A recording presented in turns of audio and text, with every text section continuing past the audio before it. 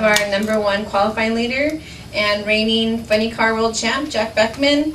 If your performance holds through tomorrow, it'll be your 9th #1 of your career. You want to give us a little rundown of the runs today and what you're hoping for the weekend? I'd like to describe our last run to you guys. Please. That was it. It's about as fast as it took there. Yeah, you know what? It's cool coming up here on Thursday and Friday, but there is 2 more sessions. We're halfway through qualifying. We're not even close to declaring who's going to take the #1 position here. It was gratifying because we struggled on the first run, and it was gratifying because that first run and the 19 test runs we made in the off season didn't really go the way we had hoped they would. You know, we thought we had a pretty good hot rod at the end of last year, and the number of tests to that, and we actually struggled. And I said the only thing we hurt in testing was our reputation and our feelings there. So that was the first run where the car did everything it was supposed to do from start line to finish line. And that feels better than being #1 right now. Any more questions? That's it. You guys are easy. How used are you getting to the term champion? Funny car champion. Say it one more time. Are you getting used to hearing funny car champion? I see a big one on your transcript. Yeah, you know, I mean, sometimes when you say stuff, people say, yeah, whatever, they don't mean it, or they're just trying to sound humble, or that's just cliche. I've loved the sport since I was 7 years old, since the first time I went. I was just blown away by everything, the sights, the sounds, the rumbling of the ground, the noise that these cars make, the paint schemes, the push starts, the backing up. There wasn't anything that wasn't just absolutely out of this world to a 7-year-old kid. And a lot of me's never lost that feeling towards the sport. I always wondered, what would it be like if I got a paycheck for this? Would I get jaded? Would it become that 4-letter word, work? And I haven't got there yet. I just absolutely love doing what I do. If I can get over my bashfulness, it might be a little bit easier here. But it's, I'm telling you guys, I just feel so blessed that somebody even lets me drive their car. I get a paycheck for driving the car, and the car wins races in a championship. There's just no downside to my job. Unless they come and get your crew. That actually worked out okay for us too, Bobby. Sure made Don look pretty brilliant, didn't it? But you're not giving up your crew this time, he are you? took the 3rd and 8th place funny cars and made them the 1st and 2nd place. You know what? You know what I said this last year, and I would be hypocritical to not be consistent on this. I don't second guess Don on decisions like this. He's been doing this too long and he's too good at it. And what he wants is to dominate.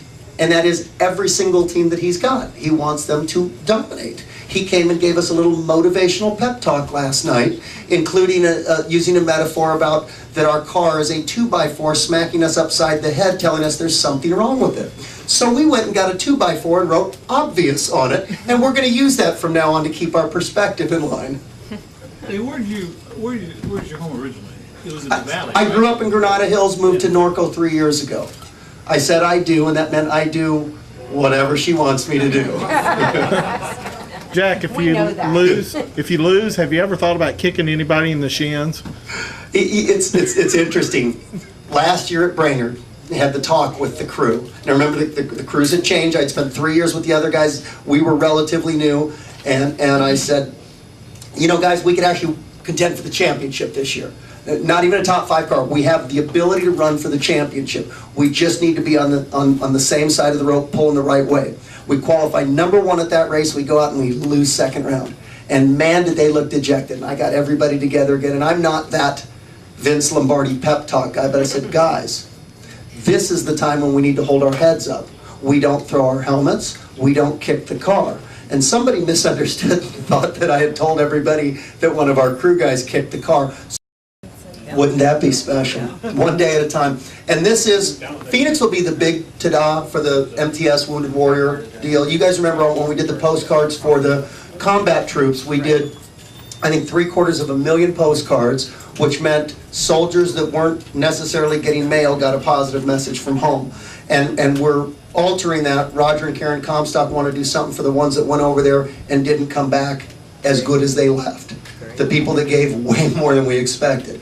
And so we're going to do something similar where fans come fill out postcards. We're going to get them to the area vet hospitals. We can get them directly to soldiers who are recovering. And here's the great thing about that program. Roger and Karen are going to donate $1 for every postcard that's generated at the NHRA races. So at the end of this year, that could be a huge deal to the Wounded Warrior Project.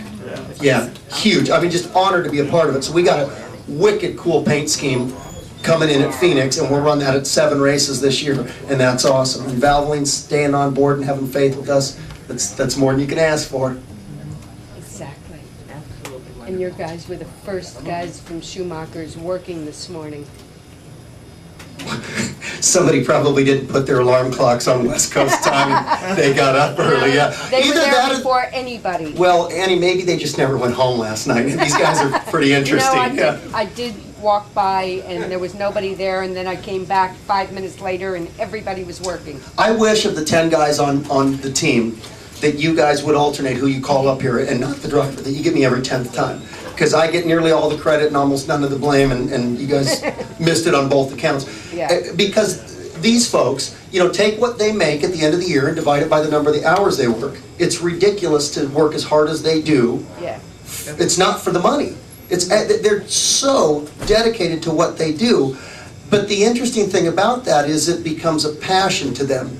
And you see it on their faces if we go out there and smoke the tires versus if we go out there and run number 1. Because the difference in the amount of work they did between a real terrible pass and a national record is nothing. They worked exactly as hard either time. Yeah. So man, I want to be the guy that doesn't mess that deal up and lets them rejoice in that little time slip or that light on the wall. That's a cool thing to be a part of out here. Hey Jack, send up the bottom end guy tomorrow so we can get out of here early. Yeah, Mark, yeah, we'll send him up oil on him and everything. You'll see a puddle of oil coming down here and wiping it off his face. It's very humbling to look at what they do. You know, I was a mechanic. When I got out of the Air Force, I worked on the bottom end of a nitro funny car, and I thought there's got to be a way that I could get to this level, and I tried a bunch of different ways to get in there, and eventually just wound up racing my own car for 20 years. But I'm a gearhead. I still enjoy working on stuff.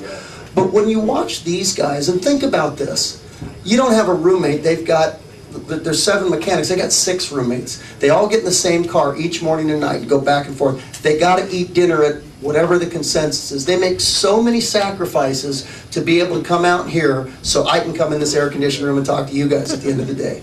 We'll start bringing them up here one by one. I'm serious. Let me tell you, you guys got Coors Light up here? They'll start running right now. Where's your soft We're gonna have to find out what this mixes with. Hey, don't get electrocuted by my wires over there. Thank you, Jack. Thanks, guys, very much.